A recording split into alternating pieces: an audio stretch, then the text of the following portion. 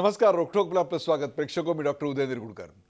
एकीकडे संपूर्ण देशात नोटाबंदीमुळे जनता त्रस्त आहे. परिस्थिती हळूहळू सुधारते आहे, पण त्याचा वेग खूपच कमी आहे. दुसरीकडे 2000च्या नव्या नोटा बेहिशोबी म्हणून सापडत आहेत.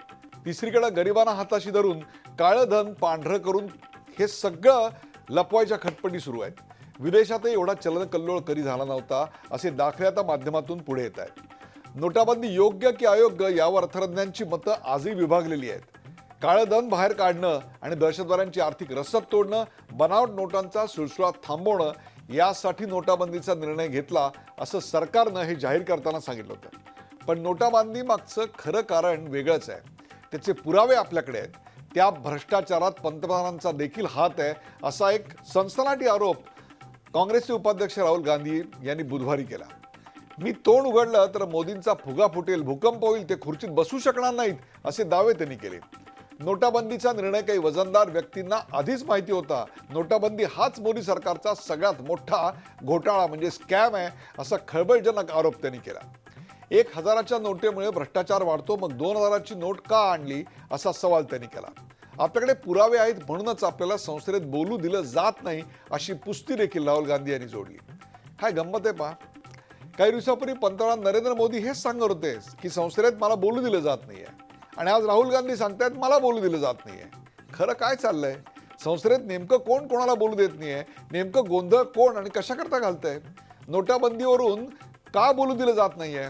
गेल्या 3 आठवड्यापासून हा सगळा ड्रामा संसदेत रंगलाय.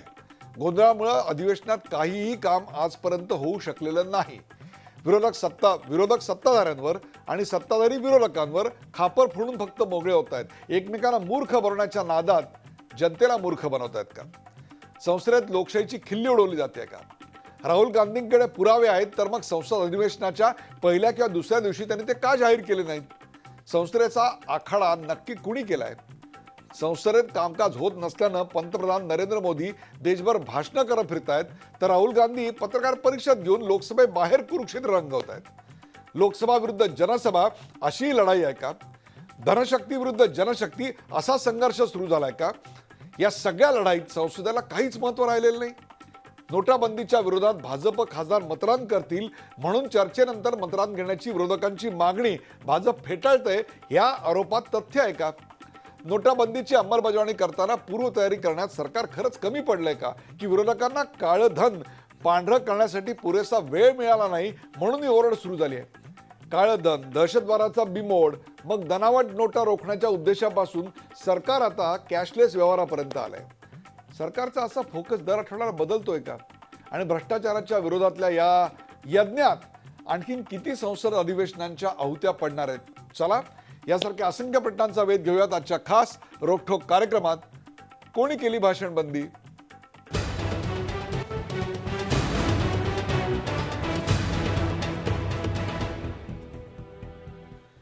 कोणी केली भाषणबंदी? सुरुवातीला पाहूया या विषयावरचा एक खास रिपोर्ट. नोटाबंदीवरून संसदेचं अख्खं हिवाळी अधिवेशन पाण्यात गेलं. विरोधक आणि सत्ताधाऱ्यांच्या गोंधळामुळे सभागृहात ना धड चर्चा झाली ना इतर कामकाज. एकमेकांवर आरोप प्रत्यारोपांच्या फैरी झाडण्यातच सगळा वेळ वाया गेला. त्यात राहुल गांधींनी बुधवारी थेट पंतप्रधान नरेंद्र मोदींवरच निशाणा साधला. मोदींच्या कथित वैयक्तिक भ्रष्टाचाराचा गौप्यस्फोट करण्याची धमकीच काँग्रेसच्या उपाध्यक्षांनी दिली.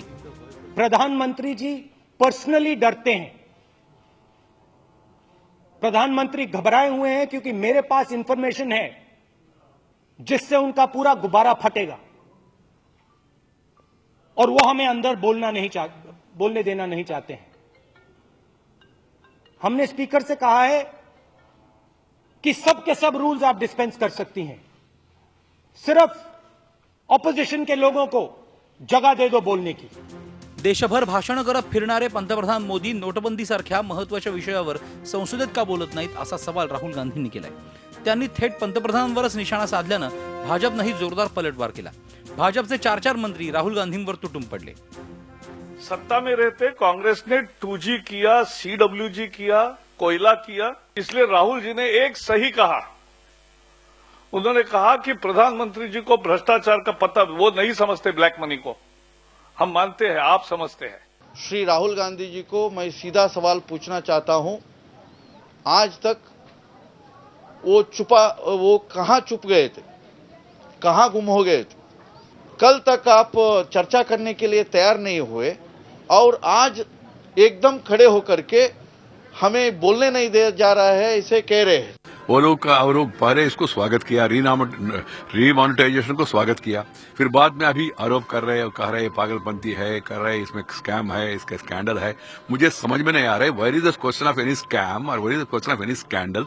It's a radical initiative taken up by the prime minister.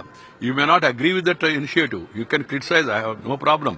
But damning it fully and calling it as a scam is really absurd. संसदेच्या हिवाळी अधिवेशनाचे शेवटचे 2 दिवस आता बाकी आहेत. या 2 दिवसात राहुल गांधी नेमका काय गौप्यस्फोट करतात आणि भाजप काँग्रेसच्या आरोपांना कसं प्रत्युत्तर देतं याकडे आता सर्वांचं लक्ष लागलंय. Bureau report, Zee media. कोणी केली भाषणबंदी यावरचा हा रिपोर्ट आपण पाहिला आणि त्याची चर्चा करण्यासाठी आपण आमंत्रित केलं. आपल्या सोबत आहेत डॉक्टर रत्नाकर महाजन, काँग्रेसचे प्रवक्ते डॉक्टर रत्नाकर महाजन. रत्नाकर महाजन, आपलं स्वागत. भारतीय जनता पक्षाचे खासदार नाना पटोले, नाना आपलं या कार्यक्रमात स्वागत. ज्येष्ठ पत्रकार प्रकाश बाळ आणि माझे सहकारी राजकीय विश्लेषक शैलेंद्र परांजपे. कोणी केली भाषणबंदी याचा जो पहिला मुद्दा आपण चर्चेला घेणार आहोत तो आपण आपल्या टीव्हीच्या पडद्यावर पाहू शकता. आणि तो पहिला मुद्दा आहे, संसदेत भाषणबंदी कोणी केली आहे. संसदेत भाषणबंदी कोणी केली आहे. आपण थेट जाऊया रत्नाकर महाजन यांच्याकडे. रत्नाकर महाजन, काहीसा सनसनाटी अशा प्रकारचा आरोप राहुल गांधी यांनी केला. त्यांच्याकडे असे काही पुरावे आहेत की जे जर देशासमोर आले तर पंतप्रधानांचा हा सगळा फुगा फुटेल असं ते म्हणतात. संसदेत त्यांना कोण बोलू देत नाहीये, भारतीय जनता पक्ष की आणखीन कोणी. हा प्रश्न खरं म्हणजे 283चं बहुमत आपल्या मागे घेऊन फिरणाऱ्या आपल्या प्रधान सेवकांना विचारला पाहिजे. कारण प्रधान सेवक पहिल्या दिवशी संसदेच्या पायरीवर डोकं टेकून संसदेत प्रवेश करते झाले, पण त्यानंतर ते नेमके किती वेळा संसदेत हजर होते, किती वेळा त्यांनी स्वतःहून चर्चेत भाग घेतला आणि किती वेळा त्यांनी अन्य मंत्र्यांच्या उत्तरामध्ये हस्तक्षेप केला याचं रेकॉर्ड जर आपण काढलं तर आपल्या हे लक्षात येईल की मुळात संसदेपासूनच काय तर गुजरातच्या विधानसभेपासून सुद्धा पळ काढणारे हे गृहस्थ आहेत. आणि आता ते देशाच्या लोकांपुढे तक्रार करतायत. आणि तक्रार कुणाबद्दल तर ते काही नाव घेतलं नाही त्यांनी. नाव ते नुसतं म्हणले की विरोधक म्हणजे कोण, आणि ज्यांच्या मागं इतकी ब्रूट मेजॉरिटी आहे त्यांना कोण भाषणबंदी करू शकतं. त्यामुळं पहिल्यांदा हा ॲब्सर्ड प्रश्न आहे, हे लक्षात घेतलं पाहिजे. आता आज राहुल गांधींनी जे सांगितलं त्याच्याबद्दल जर बोलायचं झालं तर आज इतकं म्हणता येईल की आज राहुल गांधींनी जे सांगितलं त्याच्यामध्ये त्यांच्याकडे असलेल्या ठोस पुराव्याच्या आधारे त्यांनी हे विधान केलेलं आहे. त्यामुळे हे विधान सिद्ध करण्यासाठी त्यांना संसदेमध्ये पुरेसा वेळ मिळाला पाहिजे. आता कुणी केली भाषणबंदी, आपल्या प्रश्नाचं उत्तर असं आहे की सुरुवातीपासून लोकसभेमध्ये काँग्रेसचे सभागृहातले नेते असं सांगतायत की मतदानाची तरतूद असलेल्या नियमान्वये ही चर्चा करावी. आणि भारतीय जनता पक्षाला नेमकं हेच नकोय. का बरं नकोय. जरी मतदानाची वेळ आली तर त्यांच्याकडं जर एवढं बहुमत आहे तर मतदानाच्या नियमानुसार चर्चा करायला त्यांचा का नकार आहे. त्यामुळं एकतर भारतीय जनता पक्ष आपल्या ब्रूट मेजॉरिटीच्या आधारे विरोधी पक्षांना दडपून टाकण्याचा प्रयत्न करत आहे. हे सुरुवातीपासून आपल्याकडं आपण सर्वजण बघत आहोत. दुसरं, सुरुवातीला 8 नोव्हेंबरला जी 3 कारणं सांगितली या कृतीची, ती तिन्ही कारणं सपशेल अयशस्वी झाल्याचं आत्तापर्यंत पुरेसं सिद्ध झालेलं आहे. त्यामुळं आता सांगण्याजोगं काही नाही. म्हणून आता उडी मारली एकदम कॅशलेसवर. मुळात cashless society is a useless idea which nowhere in the world exists. कुठल्याही देशामध्ये कॅशलेस सोसायटी ही पूर्णत्वानं अंमलात आलेली नाही. अमेरिकेपासून ते अन्य कुठल्याही देशात तुम्ही बघा, कुठेही कॅशलेस सोसायटी नाही. पण सुरुवातीला सांगितलेली तिन्ही कारणं फेल झाल्याचं लक्षात आल्यावर पटकन उडी मारायची आणि काहीतरी असं ॲब्सर्ड, काहीतरी असं अमूर्त लोकांच्या डोळ्यासमोर ठेवायचं आणि त्याला देशभक्ती वगैरे सगळं जे काही आहे ती फोडणी द्यायची आणि चर्चा भलतीकडे भरकटवायची. हा भारतीय जनता पक्षाचा जन्मदोष आहे. नाही, बरोबर आहे. पण गंमत अशी आहे की राहुल गांधी यांच्याकडे जर या महाघोटाळ्याचे आणि त्यातल्या मोदींच्या सहभागाचे पुरावे असतील आणि जर त्यांना संसदेत बोलू दिलं जात नसेल तर आज राहुल गांधींनी प्रेस कॉन्फरन्स घेतली तर सगळा मीडिया तो भारताच्या कानाकोपऱ्यापर्यंत एका क्षणात पोहोचवू शकतो, तर मग ते पुरावे जनतेसमोर का येत नाहीयेत? काय सांगाल तुम्ही रत्नाकर महाजन? सांगतो असं आहे की आज त्यांनी सनदशीरपणे लोकशाही मार्गानं संसदेत बोलू दिलं जावं अशी सूचना दिली आहे. पुढच्या 2 दिवसात जर तशी परिस्थिती उद्भवली नाही तर अवश्य आपल्यासमोर ते बोलतील, त्याची काही चिंता करू नका. नाही, चिंता मी करत नाही आहे, चिंता दिल्लीतले सहकारी करतायत. अरविंद केजरीवाल यांनी सांगितलंय की संसदेत बोलू दिलं जात नसेल तर संसदेबाहेर तुम्ही पुरावे द्या असं आवाहन केलंय आणि ते अरविंद केजरीवालनी केलंय. म्हणून मी तुम्हाला प्रश्न विचारला की संसदेच्या बाहेर का नाही पुरावे दिले जात? त्याचं कारण मी सांगितलं की संसदीय लोकशाही ही आपली राज्यपद्धती असल्यामुळं अशा महत्त्वाच्या विषयांवर लोकसभेच्या व्यासपीठावर बोलण्याची परवानगी त्यांनी लोकसभा अध्यक्षांना मागितलेली आहे. ती जर पुढच्या 2 दिवसात नाही मिळाली तर ते अवश्य बाहेर बोलतील. केजरीवालांनी सुद्धा त्याची काही चिंता करण्याची आवश्यकता नाही. म्हणजे केजरीवालांनी चिंता करायची आवश्यकता नाही हे मी मान्य करतो, परंतु एवढ्या पंतप्रधानांच्या विरोधातले जर मोठे आरोप आणि पुरावे आपल्याकडे असतील तर मग डावे आणि विशेषतः इतर विरोधी पक्ष हे देखील या आरोपामध्ये सहभागी आहेत असं समजायचं का? ते त्यांना विचारावं लागेल. राहुल गांधींनी काँग्रेसची स्वतःची भूमिका सांगितलेली आहे. इतर पक्षांना त्यांच्या भूमिकेबद्दल आपल्याला स्वतंत्रपणे विचारावं लागेल. म्हणजे याचा अर्थ आत्ता काँग्रेसने अकेला चलरोची भूमिका घेतलेली आहे. काँग्रेसने आत्तापर्यंत या पंतप्रधानांवरच्या आरोपामध्ये डावे अथवा इतर विरोधी पक्ष अथवा अरविंद केजरीवाल यांना आपल्या बरोबर घेतलेलं नाही हे देखील आता स्पष्ट होते. नाना पटोले, जेवढे केवळ शब्दच्छल आहे, हा केवळ शब्दच्छल आहे. नाना पटोले,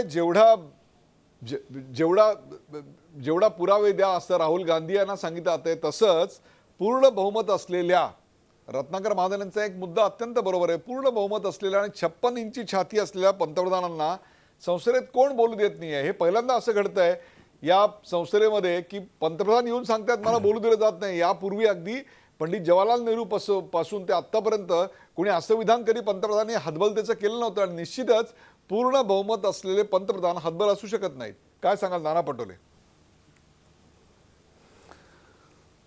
मी सन्माननीय आमचे रत्नाकर महाजन साहेबांना त्यांचे काही मुद्दे जे खोडून पहिले काढतो.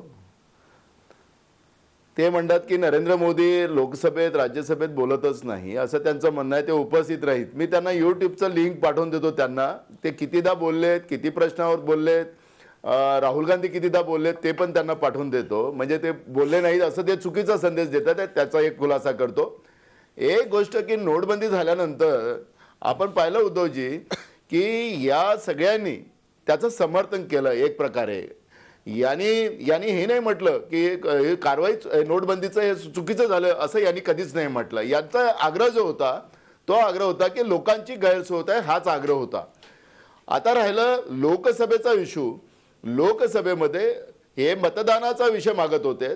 आमचं म्हणणं होतं की 193 प्रमाणे यांनी चर्चा सुरू करावी. हे पहिल्या दिवशीपासून सरकार पक्षाच्याकडून सांगण्यात येत होतं. त्याचं कारण असं आहे की आम्हाला बहुमत इथं आहे लोकसभेमध्ये, पण राज्यसभेमध्ये जी चर्चा चालू होती राज्यसभाच्या कामकाजाची जी होती तिथं चर्चा सुरू होऊन गेली, पण ती चर्चा त्यांनी तोडत ठेवली आणि तिथं त्यांचं बहुमत आहे या लोकसभेचं आणि राज्यसभेचं आहे. हे मी प्रामाणिकपणे तुमच्या समोर मांडतोय. एक ऐकून तर माझा मुद्दा मी जे आहे ती संसदीय पद्धती तुम्हाला सांगतोय. दुसरा महत्वाचा प्रश्न असा आहे की याला खरं तर राजीव गांधी जवळ समजा राहुल गांधी जवळ समजा खऱ्या अर्थानं त्यांचा जो गौप्यस्फोट असेल आणि तो मोदींचा फुगा फोडण्याची तयारीत असेल तर गेल्या 16 तारखेपासून हे अधिवेशन चालू आहे. राहुल गांधी कितीदा सभागृहात होते हा एक प्रश्न निर्माण होतो. आज एकाएकी जाऊन प्रेस घेतली आणि त्यांनी सांगितलं काय तर यांना समजा मतदानाची गरजच नाही. गौप्यस्फोट असेल आणि नरेंद्र मोदींनी चुकीचं केलं असेल तर त्यांनी लोकसभेमध्ये 193 प्रमाणे चर्चा सुरू करायला सरकारने निमंत्रण दिलेलंच आहे. तर त्याच्यामुळे यांना त्याचा विरोध करायची गरजच नाही. बाहेर बोलायची गरज काय? मोदी साहेबांनी जे काही सांगितलं की मला बोलू, कारण की यांचं जे अडवून ठेवलेलं आहे मतदानाचा मुद्दा, त्याच्यामुळे मोदी साहेबांना जी काही भूमिका मांडायची होती देशाचे प्रधानमंत्री या नोटबंदीच्या नंतर तर यांनी ज्या पद्धतीनं लोकसभेमध्ये गेल्या 1 महिन्यापासून गोंधळ घालतात आहेत ते चित्र देशातले लोक बघतच आहेत. त्याच्यामुळे नाना- हे कुठं लपलेलं नाही आहे. आणि राहुल गांधी साहेबांजवळ जे काही असेल नाही नाना, मुद्दा असा आहे की पंतप्रधान देशभर भाषणं देत आहेत. जिथे जिथे संधी मिळेल तिथे तिथे आपला मुद्दा ते सांगतायत, आपली बाजू मांडतायत आणि ते आम्ही समजू शकतो. अगदी कोल्ड प्ले सारख्या ठिकाणी सुद्धा त्यांचं दर्शन घडतंय. परंतु ज्या पवित्र वास्तूत आज जाताना जो आता महाजन मुद्दा मांडत होते की डोकं टेकायचं, त्याला मंदिर म्हणायचं आणि नंतर त्याकडे पाठ फिरवायची, असं चित्र निर्माण होतंय, असं काँग्रेसकडनं आरोप होतोय. पंतप्रधानांना 283 इतकं प्रचंड बहुमत असताना संसदेत बोलायला कोणी अडवू शकतं, याच्यावर कसा विश्वास ठेवायचा? नाना, मी तुम्हाला उदयजी मगाशी सांगितले की सांसदीय पद्धती जी आहे आपली ती राज्यसभा आणि लोकसभा आहे. आणि राज्यसभेमध्ये जी काही व्यवस्था आहे ते विरोधकांच्या हातात आहे, ती काही सत्ता पक्षाच्या बाजूने नाही आहे. आणि याला मतदानाचा एकीकडे यांनी सांगितलं की आम्हाला नोटबंदी झाली त्याचा आमचा विरोध नाही. यांची कालपर्यंत मागणी होती की लोकांची गैरसोय होत आहे आणि म्हणून प्रधानमंत्र्यांनी ज्या दिवशी हे नोटबंदीचं 8 तारखेला जेव्हा घोषणा केली तर त्यांनी सांगितलं की मी उद्या हे सगळं चांगलं करेल असं नाही म्हटलं. त्यांनी सांगितलं की मला 50 दिवसाचा वेळ द्या आणि या 50 दिवसात मी सगळ्या गोष्टी या व्यवस्थित आणून देतो. आणि त्याच्यामध्ये कारण की आपण पाहिलं असेल की 86% करन्सी आपली 500,000 रुपयाची ही आपल्या मोमेंटमध्ये होती आणि हे मोमेंट मधली 86% करन्सी आपण नाना हे सगळ्यांना माहिती आहे. नाना 14.5 लाख कोटी रुपये सगळ्यांना माहिती आहे. 86% 14.5 लाख हे आता अगदी मॉन्टेसरीतला मुलगा सांगतोय, इतक्या वेळा चॅनलवर सांगून झालंय. मुद्दा तो नाहीये.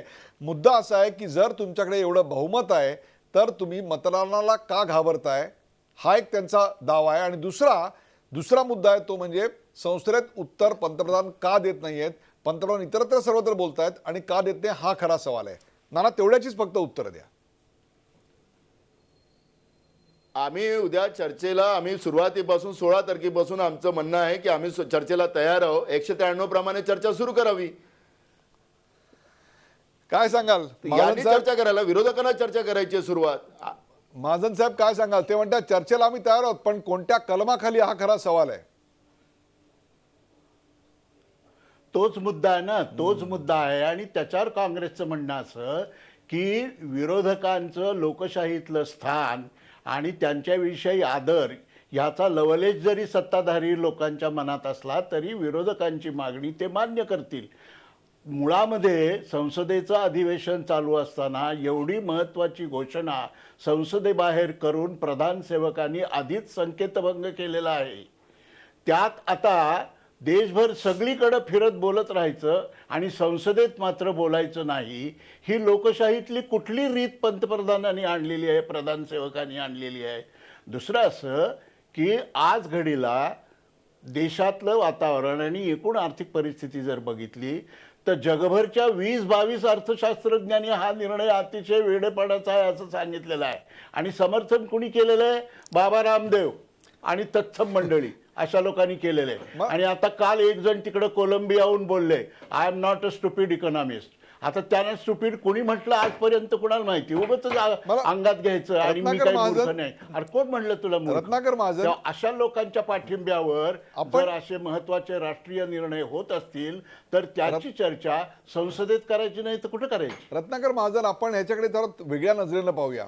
जेव्हा प्रधानमंत्री स्वतः सांगतायत की मला बोलू दिलं जात नाही, याचा अर्थ जनतेनं नाकारलेले मुठभर की ज्याचा उल्लेख महाराष्ट्रामध्ये एका व्हॅनमध्ये बसतील आणि देशामध्ये एका बसमध्ये मावतील एवढे काँग्रेसचे खासदार जर 283 खासदारांना एक प्रकारे ओव्हर पॉवर करून पंतप्रधानांना बोलू देत नसतील तर एका महानायकाला ठाणबंद केल्याची ताकद तुमच्यामध्ये हे देखील समोर आलेलं आहे. महाजन साहेब, why don't you see the brighter side of the story?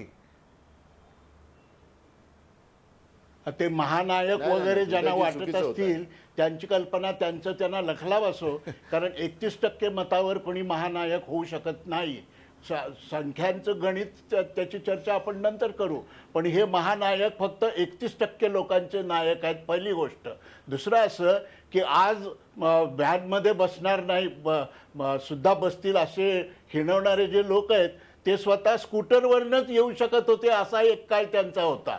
आणि त्यानंतर बराच काळ ते संसदेत येणाऱ्या एका मेटाडोरमध्ये येतील एवढेच होते, हेही त्यांनी लक्षात ठेवलं पाहिजे. त्यामुळं मुळामध्ये मुद्दा हाच आहे की संसदीय लोकशाहीमध्ये बहुमत असलेल्या पक्षाने देखील विरोधकांचा आदर राखला पाहिजे, त्यांच्याविषयी आदरानं बोललं पाहिजे, त्यांचा मान राखला पाहिजे.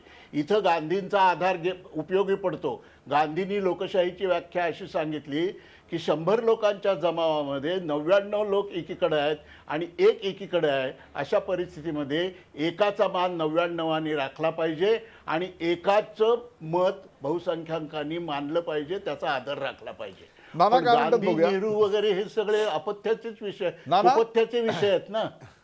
नाना काय झालं, रत्नाकर महाजन साहेब, तुमचं मी मानसिकता समजतो, मला त्याच्यातलं काही म्हणायचं नाही आहे. प्रधानमंत्री पहिल्या दिवशी सभागृहात आल्यानंतर विरोधी पक्षाचे जेवढे नेते आहेत त्यांच्याजवळ जातात स्वतः.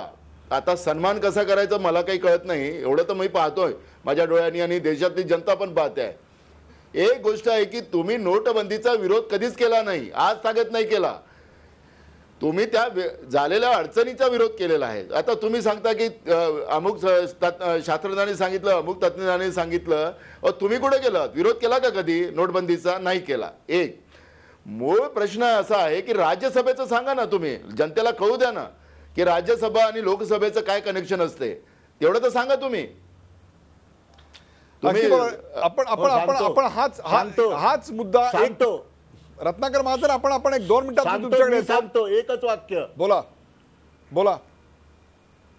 एकच वाक्य.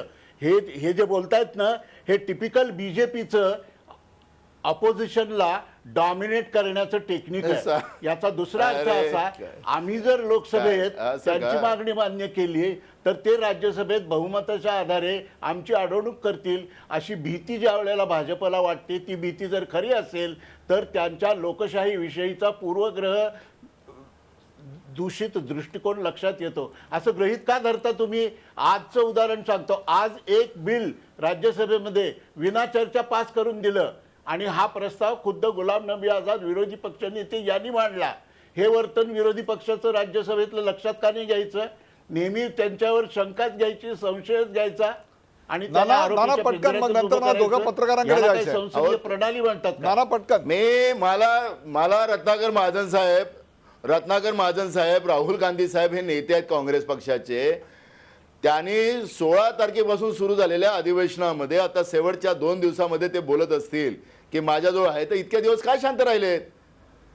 आणि नरेंद्र मोदीचा निर्णय चुकीचा होता हे तुम्हाला सांगता आलं असतं ना, तुम्हाला कोण थांबवलं? सिंपल. आता आलं ते हातात म्हणून आज काय आलं? मी दोघांनाही व्हेरी सिंपल. आता आलं म्हणून आता, तेव्हा आलं असतं तर तेव्हाच केलं. मी दोघांनाही शांत राहायची विनंती करतो. मी दोघांनाही शांत राहायची विनंती मला करतो. इतकं लेट माहित होतं. शैलेंद्र परांजपे, मोदी आणि राहुलजी असे दोघंही एकच आरोप करतात, ते म्हणजे संसदेत आम्हाला बोलू दिलं जात नाही. या दोघांच्या आरोपात कितपत तथ्य आहे? नाना आणि महाजनांच्या विषयी पूर्ण आदर ठेवून आत्ता तरी मी जे काही त्यांचं बोलणं पाहतोय त्याच्यावरनं ते राजकीय बोलतायत असा आरोप करायला मी धजावतोय आणि त्याच्याबद्दल थोडं माफी मागेन त्यांची. त्याचं कारण असं की महाजन साहेब जे म्हणत आहेत की राज्यसभेमध्ये अपोजिशनचं मेजॉरिटी असणं किंवा सरकारची मेजॉरिटी नसणं या मुद्द्यामुळेच 293 खाली चर्चा अनेकदा नाकारली जाते आणि हा चेअरचा निर्णय असतो. मला वाटतं आपण सर्वांनी या पीठासीन अधिकाऱ्यांचे वगैरे आदर ठेवले पाहिजेत. आता त्यांच्यावर पूर्वग्रह दूषित किंवा पार्टिझान अप्रोच असे आरोप न करता आपण संसद चालू आहे आणि त्याच्यात अनेक प्रश्नांची उत्तरं अनेकांना द्यावी लागतील. मोदी म्हणाले किंवा राहुल गांधी म्हणाले की मला बोलू दिलं जात नाही, तर या विधानाकडे मी अतिशय साधं सोपं सरळ विधान म्हणून पाहत नाही. ते दोघेही राजकारणच करत आहेत असं माझं ठाम मत आहे आणि they are directly going to the audience or people of India. जसं महाजन साहेब म्हणाले की आत्ता 2 दिवसाखाली त्यांना आरोप काहीतरी करावे असं हातात मटेरियल मिळालं राहुल गांधींच्या, परंतु राहुल गांधी त्यांच्या आधीच्या भाषणांमध्येही म्हणजे भिवंडीला आले तेव्हाही ते म्हणाले होते, भिवंडीला त्यांची कोर्टाची तारीख होती RSSच्या खटल्याची, तेव्हाही म्हणाले होते की मी जर बोललो तर देशात भूकंप होईल. तर कदाचित देशात भूकंप होऊ नये म्हणून ते बोलत नसावेत असं मला वाटतंय. हां, कारण त्यांना देशाची काळजी आहे. ते ज्येष्ठ नेते आहेत, देशात भूकंप होऊ नये अशी त्यांना काळजी वाटत असावी. दुसरी गोष्ट, 2च दिवस संसदेचे राहिले आहेत आणि महाजन साहेब म्हणतात त्याप्रमाणे 2 दिवस त्यांना संसदेत संधी नाही मिळाली तर ते जनतेला सांगतील. हे बरोबर आहे, याच्याबद्दल काही शंका नाही. आणि विरोधकांनी जे एक बिल काढायला परवानगी दिली किंवा मुभा दिली आणि गुलाम नबींनी मांडलं असं म्हणतात, तर हे संसदीय लोकशाहीत सर्व राज्यांमध्ये पार्लमेंटमध्ये अनेकदा होतं की अशी बिलं असतात की जी काढायला सुद्धा सगळ्यांची संमती असते. तर या नोटबंदीवर सुद्धा संमती व्हावी अशी सरकारची इच्छा असणार. लोकांची असेल की नाही मला माहीत नाहीत, कारण यांचे दावे प्रतिदावे बघता हे म्हणतात लोकांना खूप त्रास होतो, हे म्हणतात लोकांना त्रास होत नाही. तो जाऊन बघावा लागेल. परंतु हा निर्णय पॉलिटिकलही असतो, फक्त इकॉनॉमिक नसतो, हे महत्त्वाचं. आणि दुसरी गोष्ट, पार्लमेंटचे 16 दिवस वाया गेलं तरी त्याची किंमतही असू शकेल. महाजन साहेब कदाचित जास्ती त्याच्यावर प्रकाश टाकू शकतील की कुठल्या गोष्टीची किंमत किती मोजायची. आणि जसं मोदी साहेब याच्यावर बोलले की नाही, तसंच पटोले म्हणाले तेही बरोबर आहे की राहुल गांधी खूप ज्येष्ठ नेते आहेत, उपाध्यक्ष आहेत, तर गेल्या 15 वर्षात ते कुठल्या कुठल्या विषयावर बोललेत हे पण एकदा तुम्ही सगळ्यांना सांगून टाका म्हणा. प्रकाश जोशी, काय सांगाल तुम्ही? आज संसद गेले कित्येक दिवस बंद आहे या एकाच मुद्द्यावरून. या मागचं राजकारण आणि त्यापेक्षा कोण कोणाला बोलू देत नाही या आरोपात कितपत तथ्य आहे? प्रकाश जोशी, आपण आत्ता जी चर्चा ऐकतोय त्याच्यामध्ये डॉक्टर रत्नाकर महाजन आणि नाना पटोले यांनी जे काही युक्तिवाद केले, जे काही मुद्दे मांडले, एकमेकावर कुरघोडी करायचा प्रयत्न केला, याच्यावरून एक गोष्ट आपल्या अशी लक्षात येते की संसदेतलं कामकाज ते कामकाजाचे नियम असतात त्याप्रमाणे चालू असतं. परंतु ते केवळ म्हणजे संसदेत जाऊन भाषणं करणं किंवा ते ठराव पास करणं किंवा कुठल्या कलमाखाली ती चर्चा घेतली पाहिजे हे ठरवणं असं नसून ते राजकारणाचे डावपेच असतात. म्हणजे राजकारणी लोक आपण जर बघितली तर त्यांचे खायचे दात वेगळे असतात आणि दाखवायचे दात वेगळे असतात. त्यामुळे संसदेचं कामकाज कसं आहे, तिथं काय करायला पाहिजे, देशापुढे आजचा जो नोटबंदीचा कार्यक्रम सरकारनं घेतला आहे त्याचे लोकांवर काय परिणाम झालेत, हे जरी असलं तरी शेवटी तिथली जी आयुधी असतात, संसदेतलं आयुध कसं वापरायचं आणि प्रतिपक्षावर, मग सत्ताधारी पक्ष हा विरोधी पक्षांवर नेहमीच कुरघोडी करायचा प्रयत्न करत असतो. आपण आता बघितलं की लोकसभेमध्ये त्याच्यावर चर्चा करायला सत्ताधारी पक्षाची तयारी आहे, परंतु त्याला मतदान घ्यायची काही इच्छा नाही आहे. म्हणजे मतदानाखाली त्या कलमाखाली त्यांना ती चर्चा नको आहे. मतविभाजन महत्त्वाचं कारण असं आहे मतविभाजन की हा मुद्दा जर त्याच्या चर्चेला आला तर विरोधी पक्षामध्ये सुद्धा अनेक मतं आहेत. काही पक्षांचं या नोटबंदीला समर्थन आहे, तर तृणमूलसारख्या पक्षाचा पूर्ण विरोध आहे. तर त्यामुळे हे विभागलेले विरोधक सगळे एकत्र येऊ शकतील ज्यावेळेस मतदान होईल त्यावेळेस, आणि ते सत्ताधारी पक्षाला टाळायचं आहे. तर मला असं वाटतं की आणि आपण जर बघितलं तर राहुल गांधीने आज जे काही विधान केलं की ज्या पद्धतीने ती प्रेस कॉन्फरन्स घेतली, त्याच्यामुळे त्यांचासुद्धा तो राजकीय डाव असा आहे की सगळ्या विरोधी पक्षांचं नेतृत्व मीच करणार. म्हणजे जो मुद्दा त्या सगळ्या चर्चेचा जो राहील तो मुद्दा काय असू शकेल हे त्यांनी आज सांगितल्यानंतर त्यांच्या मागे सगळ्या विरोधी पक्षांना उभं राहावं लागेल किंवा त्यातली जी चर्चा होईल त्यावेळेस राहुल गांधी काय बोलतायत याच्याकडेच देशाचं लक्ष लागून राहील. पण प्रकाश जोशी, म्हणून तर मी स्पेसिफिक प्रश्न विचारता रत्नाकर महाजनांना, तो म्हणजे डावे आणि इतर विरोधी पक्ष तुमच्या बरोबर आहेत का? किंवा अरविंद केजरीवाल यांनी जो सल्ला दिलेला आहे की तुम्हाला जर संसदेत बोलू दिलं जात नसेल तर तुम्ही बाहेर बोला, याचा एक अर्थ ज्याला शब्दच्छल असं वर्णन रत्नाकर महाजन यांनी केलं, आज तरी डावे आणि विरोधी पक्ष काँग्रेस बरोबर आहेत अथवा अरविंद केजरीवाल यांचा पक्ष आहे असं दिसत नाहीये. काय सांगाल प्रकाश जोशी? नाही, आपण जर बघितलं तर ते पक्ष आता पूर्णपणे काँग्रेसच्या बरोबर उभे राहणार नाहीत, परंतु काँग्रेस पक्षाला आज आपण महत्त्वाचं आणि विरोधी पक्ष म्हणून आपण सगळ्यांच्या पुढे होते दाखवायचं आहे. They want to lead the opposition. त्यामुळे राहुल गांधीने अशा प्रकारची भूमिका घेतलेली आहे. आणि दुसरं असं की ते संसदेच्या बाहेर बोलणार नाहीत, कारण त्यांनी आज जे काही सांगितलं की त्यांनी प्रत्यक्षपणे पंतप्रधानांवर व्यक्तिशः आरोप केलेले आहेत आणि ते आरोप सिद्ध करणं किंवा ते मांडणं संसदेच्या बाहेर हे कायदेशीर सुद्धा अतिशय अडचणीचं ठरू शकतं, पक्षाला अडचणीचं ठरू शकतं. ज्याला एक पॉईंट स्कोअर करण्यासाठी त्यांनी आज मुद्दा मांडलेला आहे. आणि आपण इतर सर्व विरोधी पक्ष जे आहेत त्यांना बरोबर घेऊन त्यांना लीड करू शकतो असं दाखवण्याचा त्यांचा ज्या पद्धतीने त्यांनी तो विषय गेल्या 15 दिवसात मांडलेला आहे त्याच्यावरून आपल्याला वाटतंय. प्रकाश आणि शैलेश, आत्ता तरी सैलाना मला असं दिसतंय की एक प्रकारे संसद चालू देण्यापेक्षा ती संसद बंद असणे आणि त्याचा हंगामा जास्त करणे याच्यातच कुठेतरी सिद्धीपेक्षा प्रसिद्धीला जास्त महत्त्व आहे आणि त्याचीच आत्ता आपल्याला सर्व राजकीय पक्ष त्याचीच पाठराखण करताना दिसत आहेत. परंतु या सगळ्यात संसदेचं महत्त्व अत्यंत कमी होत आहे. त्याची चर्चा करूया. यात लोकसभा अध्यक्षांची नेमकी भूमिका काय असली पाहिजे. एका ब्रेक नंतर कुठे जाऊन का पाहत राहा. झी24 तास आपण पाहताय. कोणी केली भाषणबंदी.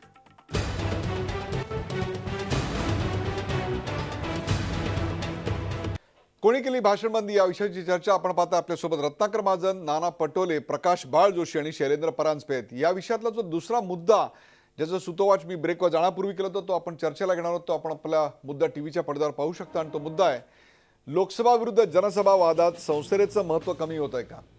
लोकसभा विरुद्ध जनसभा वादात संसदेचं महत्त्व कमी होत आहे का? प्रकाश बाळ जोशी, लोकसभा विरुद्ध जनसभा आणि जनशक्ती विरुद्ध धनशक्ती असं चित्र आता सध्या संसदेबाहेर केलेल्या वक्तव्यातनं रंगवलं जात आहे. संसदेची गरिमा, संसदेची प्रतिष्ठा, संसदेचं महत्त्व कमी होत आहे. प्रकाश? हो, निश्चितपणे जर गेलं आपण एक 15-20 वर्षाचा जर लोकसभेचा संसदेचा जर इतिहास बघितला तर आपल्या असं लक्षात येतं की यापूर्वी म्हणजे एक तर आपण बघितलं तर संसदेचे जो बैठकीचा कालावधी आहे तो कमी झाला आहे.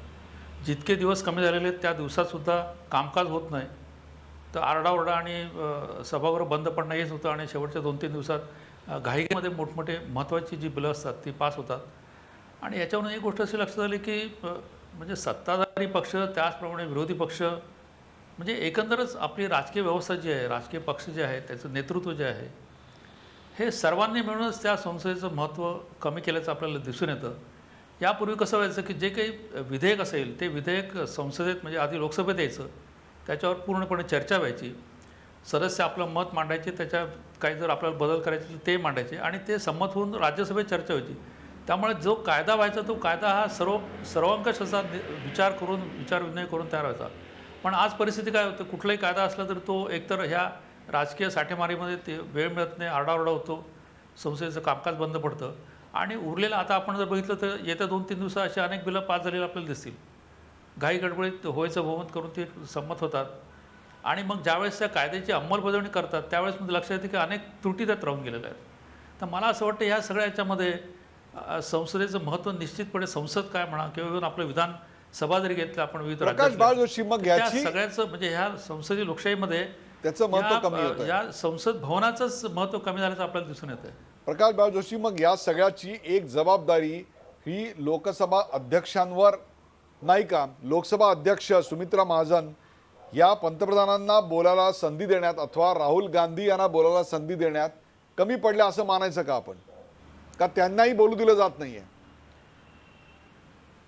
नाही, आपण तर रोज बघतोय म्हणजे आपल्याला म्हणजे देशातली आपली सगळी जनता बघते की लोकसभेतलं कामकाज असेल, राज्यसभेतलं कामकाज असेल, ते पीठासीन अधिकारी जे असतात ते राजकीय भूमिका घेत नाहीत. त्यांना त्यांच्या समोर जे काही लोकसभेचे नियम असतात, संकेत असतात, परंपरा असतात त्या पाळून त्यांना पुढे जायचं असतं.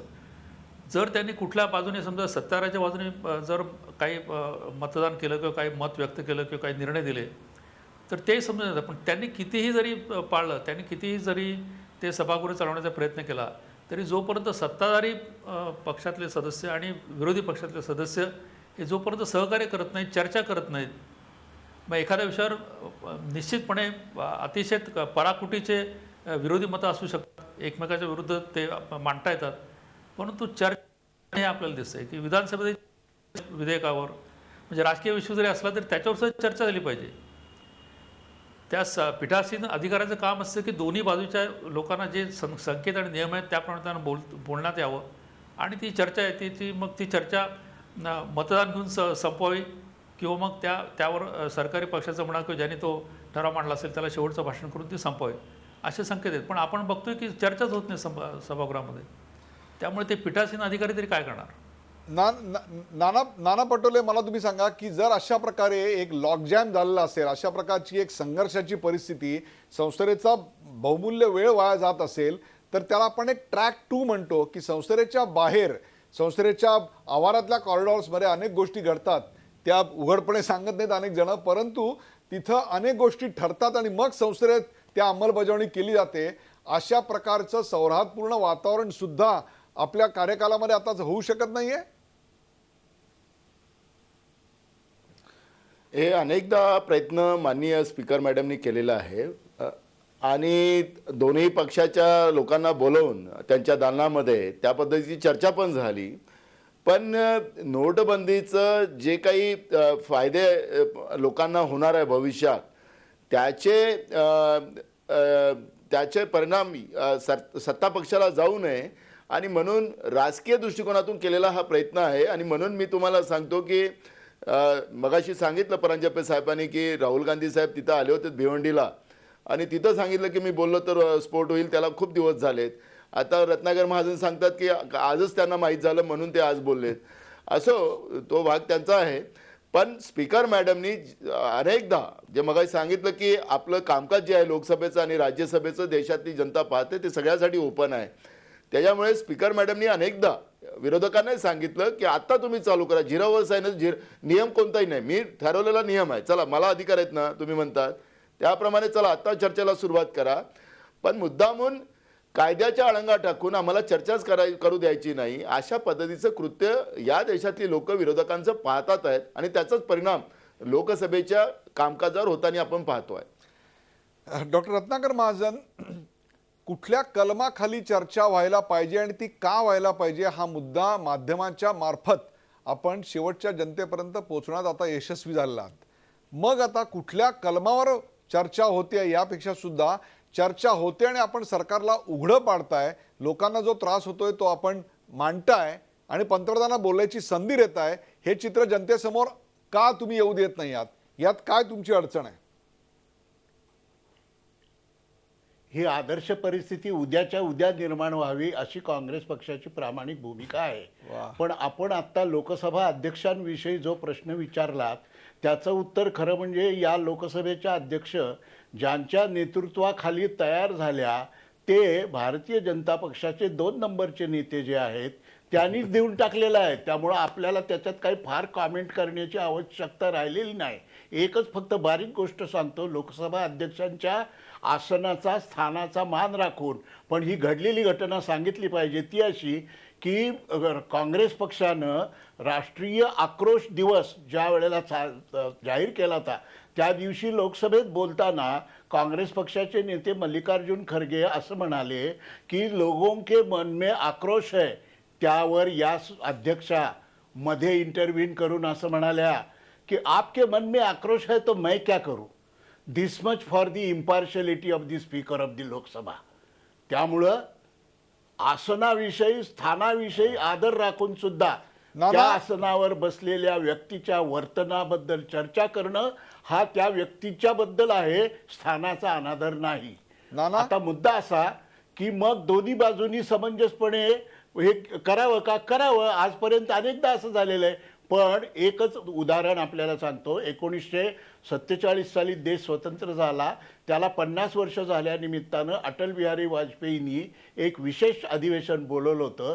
त्या अधिवेशनामध्ये सर्वांच्या संमतीनं एक आचारसंहिता मान्य करण्यात आली होती.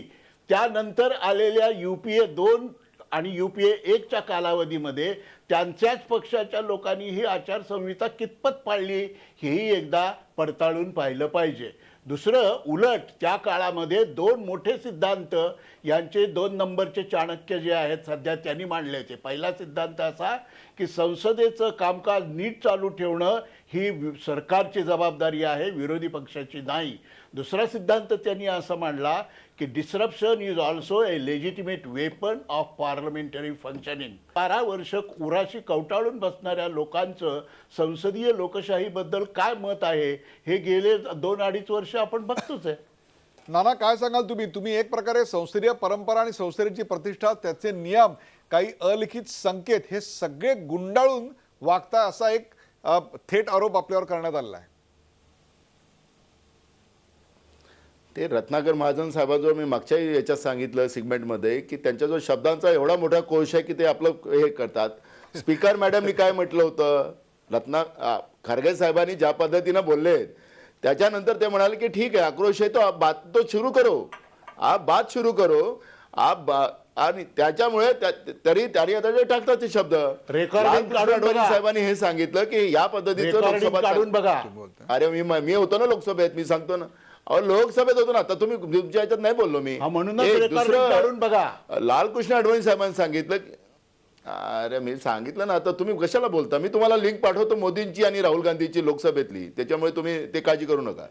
मी तुम्हाला सांगतो की स्पीकरवर आरोप करायचे ना. नाना बोला, नाना बोला, प्लीज गो अहेड. लोकांना नाना बोला. चुकीचं सांगता ना, म्हणून मी तुम्हाला हा लोकसभे आपण आपल्या संसदीय पद्धतीमध्ये स्पीकरला हेतू आरोप केले जात नाही, पण आता त्यांचा अधिकार आहे, तो करतात, तर त्याला लोकशाही आहे. दुसरा महत्वाचा प्रश्न असा आहे की आज जो काही विषय निर्माण झाला होता, ही जे नोटबंदी झाल्यामुळे जे काही ओरड आता यांच्या लोकांना चालू झाली, आता आपण पाहिलं असेल स्टिंग ऑपरेशन झालेत, आणि या स्टिंग ऑपरेशनमध्ये सपा असतील, काँग्रेस असेल, BSP असतील, यांचे नेते त्या नोटांच्या ह्याच्यामध्ये स्टिंग ऑपरेशनमध्ये सापडले. यांच्या पोटात ते दुखत आहे, ते गरीबाचं आणि याचं काही घेणं देणं नाही या लोकांना. आणि संसदेला मुद्दाम लाडून टाक, संसदेला स्टिंग ऑपरेशन मध्ये तुम्ही सापडलात, त्याच्यामुळे मुद्दाम संसदेला आधार घेऊन या पद्धतीनं देशाचं नुकसान करायचं काम नाना आणि रत्नाकरजी, आपण चर्चेत शेवटचा मुद्दा घेऊया. शैलेंद्र परांजपे, एक प्रकारे संसदेचंच महत्व या दोन्ही राजकीय पक्षांनी कमी करायचं ठरवलंय. नाही, या दोन पक्षांचा त्याच्यामध्ये थेट संबंध असतो असं नाही. त्याचं कारण असं की 5 पोळ्या खाऊन जेव्हा पोट भरतं तेव्हा ते 5व्या पोळीचं कर्तृत्व नसतं, आधीही 4 खाल्लेल्या असतात. तर गेले 15-20 वर्ष जे चालू आहे, जसं प्रकाश बाळ जोशी साहेब म्हणाले तसं शिबू सोरेन नावाचे एक मंत्री होते UPAच्या मंत्रिमंडळात, त्यांच्या घरावर मंत्री असताना दिल्लीमध्ये फरार अशी एक नोटीस चिकटवावी लागली पोलिसांना. त्यानंतर ते हजर झाले आणि त्यांच्या कारणावरनं दागी मंत्री या विषयावरनं अपोजिशननी 8-9 वर्किंग डे पार्लमेंटचे हाऊस बरखास्त करायला लावलं होतं. दुसरी गोष्ट, जसं महाजन साहेब म्हणाले की हे जे संसदेची गरिमा कमी होते वगैरे, दागी मंत्रीचा मुद्दा व्हॅलिड होता की नाही त्यांनी मागे वळून पाहावं. तसंच नोटबंदीचा मुद्दा व्हॅलिड आहे की नाही हे काळ ठरवेल की त्याच्यावरनं हाऊस बंद पाडायचं का, की सकारात्मक चर्चा करायची. जो मुद्दा मूळ आहे की 293च्या खाली आम्ही चर्चा करू नाही तर करणारच नाही, ही भूमिका योग्य आहे का? जर समजा मतविभाजन नाही झालं, आणि पटोले म्हणतात ते खरोखर बरोबर आहे की जर राज्यसभेमध्ये सरकारची मेजॉरिटी नसेल तर they will not allow division of vote, they will oppose it. Parliamentary affairs minister ज्या सरकारचे, महाजन साहेबांना माहिती आहे की सर्व सरकारचे पार्लमेंटरी अफेअर्स मिनिस्टर अशा कोंडीबंद मार्ग काढण्यासाठी सर्व पक्षांशी चर्चा करत असतात. पीठासीन अधिकाऱ्यांकडेही बैठका होत असतात. तरी देखील गरिमा कमी होते हे जरी बरोबर असलं तरी लोकसभा स्पीकरच्या विरुद्ध हेतुआरोप करू नयेत. आणि ते स्टेटमेंट त्यांनी जे काढून सांगितलं ना, तर त्याच्यामध्ये आपके मन में आक्रोश आहे का म्हटल्यावर ज्यावेळेला सत्ताधारी आणि विरोधी पक्ष असतात त्यावेळेला आता सगळे लोक आरोप करतात की लोकांना खूप त्रास होतोय, तर हा जाऊन प्रत्यक्ष माध्यमही आपण दाखवतोय. पण कदाचित हा, मी जसं म्हणालो, पॉलिटिकल डिसिजन आहे. ज्यांना त्रास होणार आहे त्यांची संख्या अंतिमतः कमी असेल आणि ज्यांचा फायदा होणार आहे त्यांची जास्त असेल, या हेतूनेच तो निर्णय घेतला असेल ना, आणि ते काळ ठरवेल. प्रेक्षको, कोणी केली भाषणबंदी या विषयाची रंगलेली चर्चा आपण पाहिली. 283 खासदारांचं बहुमत असलेल्या प्रधान सेवकांना नोटबंदीवर लोकसभेत चर्चा करायला काय हरकत आहे? बहुमत तुमच्या पाठीशी आहे तर मतदाराची मागणी तुम्ही आमची का मान्य करत नाही, असे सवाल पंतप्रधान नरेंद्र मोदी संसदेतून पळ काढतायत, अशी टीका काँग्रेसच्या रत्नाकर महाजन यांनी केली. राहुल गांधींनी सनदशीर मार्गानं लोकसभेत बोलण्याची इच्छा व्यक्त केली आहे. जर त्यांना लोकसभेत बोलण्याची परवानगी नाकारण्यात आली, पुढच्या 2 दिवसात दिली नाही, तर ते नक्कीच प्रधानमंत्र्यांवर सभागृहाबाहेर आरोप करतील, त्यांच्याकडे असलेले पुरावे जाहीर करतील, जे त्यांच्याकडे या 2 दिवसात आले आहेत, असंही त्यांनी स्पष्ट केलं. गेल्या 15 दिवसापासूनचा संसदेचं अधिवेशन सुरू आहे. मग राहुल गांधी तेव्हा काय करत होते? पुरावे असतील तर मग ते एवढे दिवस गप्प का होते, असे सवाल भाजपच्या नाना पटोले यांनी यावेळी उपस्थित केले. लोकसभेत नोटबंदीवर चर्चा करायला भाजप सरकार तयार आहे, पण मतविभाजनाचा आग्रह का? राज्यसभेत बहुमत नसल्यानं भाजपला अडचणीत आणण्याचा विरोधकांचा डाव आहे, असंही पटोले म्हणाले. संसदेत आम्हाला बोलू दिलं जात नाही असं सांगणारे नरेंद्र मोदी काय किंवा राहुल गांधी काय, दोघंही राजकारण करतायत, हा मुद्दा शैलेंद्र परांजपे यांनी मांडला. तर संसदेच्या बाहेर राहुल गांधी पंतप्रधानांवर आरोप करणार नाहीत, कारण कायदेशीर दृष्ट्या त्यांना ते अडचणीचं ठरणार आहे. विरोधी पक्षांचं नेतृत्व आपणच करतोय हे बिंबवण्याचा त्यांचा प्रयत्न यातून दिसतोय. या राजकीय घडामोडींकडे प्रकाश बाळ जोशी यांनी आपलं लक्ष वेधलं. प्रेक्षको, संसदीय लोकशाहीत लोकसभा आणि राज्यसभा ही महत्वाची व्यासपीठ आहेत. देशातल्या जनतेसमोर जनतेच्या प्रश्नावर व्यापक चर्चा तिकडे व्हायला हवी, पण राजकीय स्वार्थापोटी तिथं गोंधळ घालण्यातच दोन्ही बाजूंना सध्या स्वारस्य दिसतंय. लोकशाहीच्या दृष्टीनं ही अत्यंत चिंतेची बाब आहे.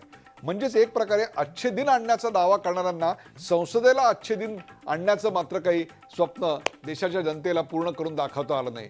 ते स्वप्न पूर्ण होईल की नाही मला माहिती नाही, ते काय ठरवेल.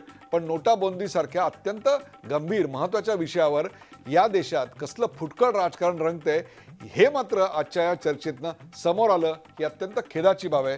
या चर्चेत सहभागी झाल्याबद्दल सर्व मान्यवरांचे आभार. ताज्या बातम्यांसाठी पाहत राहा झी 24 तास. रहा एक पाऊल पुढे.